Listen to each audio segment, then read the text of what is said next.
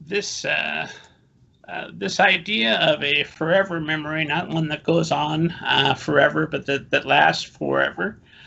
Do you have those memories with Kate? I was trying to figure out how we got from a dream about you and Kate in a roller coaster to two bunnies giving each other gifts. I think we do. I mean, we've had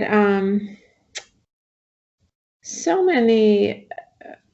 Did I send you the letter that I wrote to go with the book? Yes. Yeah.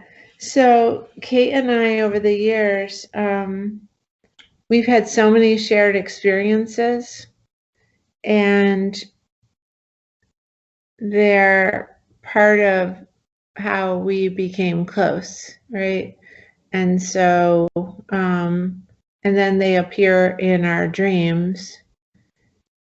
But it was only because I appeared in some of her dreams, and she appeared in some of mine. And the first few that I asked Pascal to illustrate, because I wanted to give her a gift for Christmas that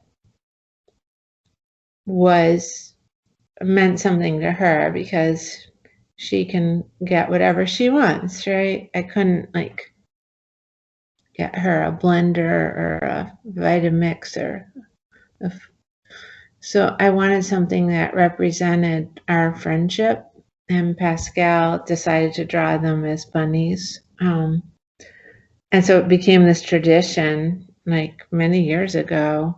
And then I'd say in the last, I think it was 2 years ago, because each year I'd say, because I wanted to know, did she still want, and I would frame them for her and she'd hang them on her wall. And that could become a burden to receive a framed gift if you don't want to hang it on your wall, right? And we're pretty frank with each other. And I said, is this still something you want to keep doing, or is your wall full? And I phrased it in a way that would be very easy for her to say, I love them, but you've taken up all the wall space you can have, right? Because her house isn't that big. But that year, she actually had a dream about me, and she told me that was what she wanted Pascal to illustrate that year.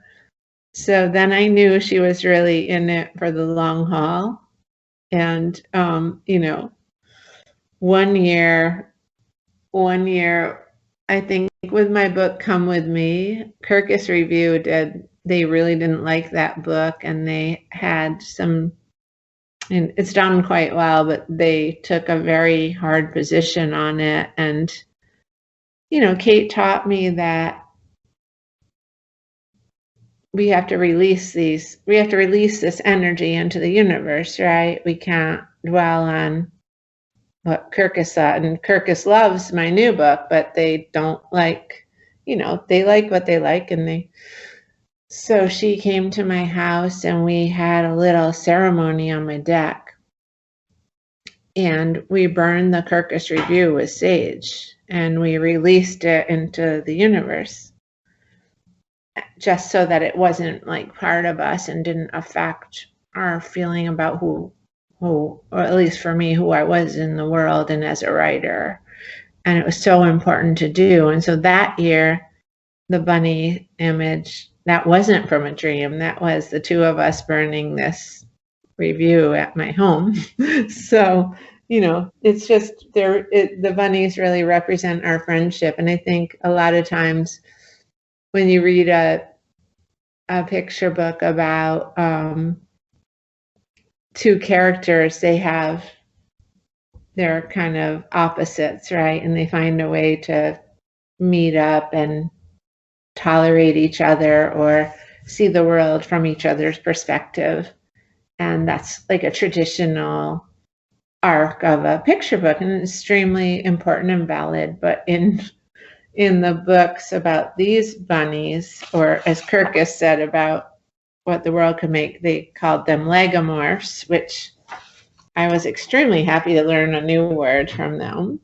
And I've been having a lot of fun using the term lagomorphs, which means bunnies, but I didn't know that 2 weeks ago. And so in these books, our two bunnies, they share the same sensibility of the world. And I think that's a little bit unusual because they're not trying to come to a meeting of the minds and tolerate each other. They already see the world the same way, but they have different ways of expressing it.